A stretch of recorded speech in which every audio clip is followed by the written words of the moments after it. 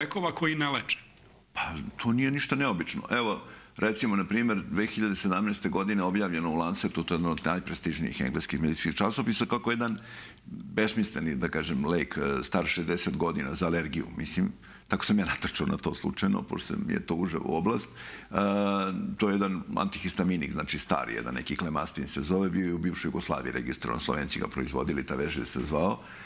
Ima fantastične efekte u lečenju multiple skleroze, da on leči multiplu sklerozu. Ne kao ova terapija koja zaustavlja bolest, nego remielinizuje, mi to kažemo, vraća normalnu strukturu.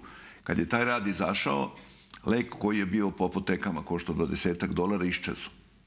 Svuda iščezu iz apoteka. Potpuno je nestao. Trenutno može se nabaviti samo u Španiji, u Litvaniji, recimo, na primjer. Verovatno su zemlje koje nisu interesantne. I njega nigde nema. Udruženja multiple skleroze iz celog sveta pišu pisma, traže da se on vrati. Međutim, farmaceutska industrija odgovara da to je besmisleno, to nije indikacija i tako dalje, ali vrlo je jednostavno. Ako nešto pomaže što je košta $22, a savremena terapija je par hiljada $, jasno je da farmaceutska industrija... Generički naziv leka je... Pa to je Klemastin se zove jedan. Klemastin. I nikoga, osim ove dve države ili tri države, nije ga vratio u proizvodnju. Uopšte.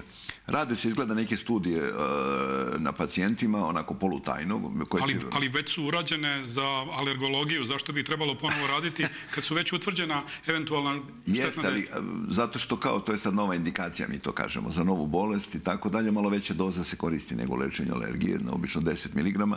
I verovatno će se on pojaviti uskoro ponovo, ali će biti znatno skuplji u nekom posebnom obliku. Jel to znači da je multipla skleroza u nekoj svojoj dimenziji zapravo alergijska bolest?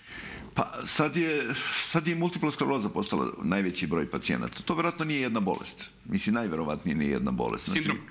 Sindrom, ima tu svega i svačega. Evo sad je objavljen taj neki rad, recimo isto je priča iz Alzheimer, to isto opet virusi neki su pronađeni u mozgu, neki govore o nekom taloženju aluminijuma, teški metala. Znači nije to bolest.